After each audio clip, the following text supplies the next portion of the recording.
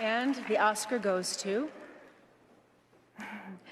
Brendan Fraser. The Whale.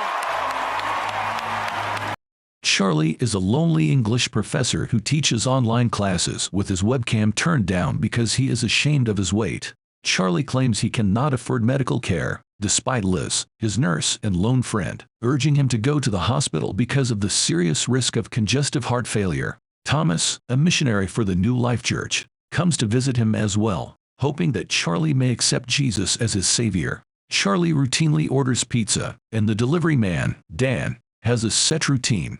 He brings the pie to Charlie and takes money from the mailbox. Charlie hasn't spoken to his teenage daughter Ellie in over 8 years, but he's hoping to mend fences with her. If she will secretly spend time with him, Charlie will pay her $120,000 from his bank account. Eventually, Ellie gives in when he offers to assist rework an essay for school, but only on the condition that she also write in a notebook he provides. Liz is annoyed by Thomas's frequent visits and often scolds him. After Charlie's lover committed suicide out of religious guilt, Charlie began binge-eating uncontrollably, and this was all owing to Liz, who turns out to be the adoptive daughter of New Life's senior pastor. Thomas is steadfast in his belief that he must aid Charlie no matter what Liz says. Rapidly deteriorating health prompts Liz to bring a wheelchair to Charlie. Ellie disguises MBN in Charlie's lunch by crushing it. Thomas eventually shows there, and Ellie questions him until he passes out from the marijuana smoke. Thomas says he robbed his youth group and left home because he was unhappy. Ellie makes an inconspicuous recording of their chat. Liz invites Mary, Charlie's ex-wife and Ellie's mother, over because she is worried about the family. During a furious argument, Liz leaves because Charlie lied to her about why he avoided medical treatment. He had planned to leave Ellie the sum in his bank account. Mary and Charlie have a heated argument over the state of their marriage and their shortcomings as parents when alone. It becomes out that Charlie left Mary and Ellie for Alan, leading to their divorce and a rift in his relationship with Ellie. When Mary walks away, Charlie says he is praying Ellie will show him that he made the correct decision in life. Dan, the pizza delivery man, finally catches his first glimpse of Charlie when he goes outside to pick up an order. Dan gives out a surprised expression and then bolts away. As a result, Charlie undergoes a severe binge-eating episode during which he sends a profanity-laden email to his students, encouraging them to disregard the classwork and just write back something honest. Thomas pays one last visit to Charlie before going back home to tell him that his former youth group and family have forgiven him and are welcome him home after receiving his confession by Ellie. Thomas wants to give Charlie a sermon, but Charlie corrects him when he says that Alan's death was due to Alan's homosexuality. After receiving the email, Charlie reviews some of the student responses in his next class and announces that he is being replaced.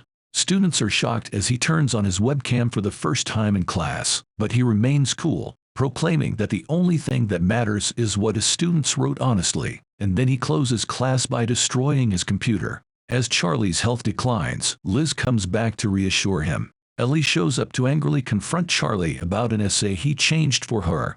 Charlie had substituted a critical essay she had written on Moby Dick in 8th grade because he found it to be the most honest essay he had ever read. Ellie initially scolds Charlie as he makes a last-ditch effort at reconciliation, but at his urging, she reads the article out loud. Even though he had tried and failed to do so on Ellie's initial visit, Charlie gets to his feet and approaches her without any help. Charlie begins to float as a brilliant white light envelops him just as Ellie finishes reading, and the two of them share a warm grin. As he lies dying, Charlie reflects about the time he spent at the beach with his family, a scene that seems to suggest he is at peace with his life once more.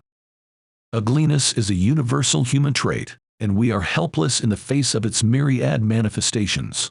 Perhaps the potential of humanity would grow and the world would be shaken a little more if we let go of our self-righteousness and stopped surrendering into the hubris that the characters in this film commit to.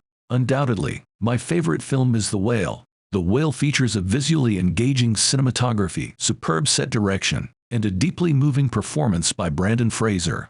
Dramatic flair abounds in this film adaptation of the play, which stays true to the play's depiction of worry, melancholy, and inner conflict. An emotionally charged score that uses Charlie's feelings as analogies for the events in Moby Dick helps us connect with the book's protagonist, Charlie. Unlike what some have said, I don't think the point of this piece is to make the audience feel sorry for the protagonist or criticize him. Rather, it's about a dad trying to mend fences with his family while facing imminent death. Absolutely none of the other movies can compare to how raw and true this one is. You should really check it out. Ugliness is a universal human trait, and we are helpless in the face of its myriad manifestations.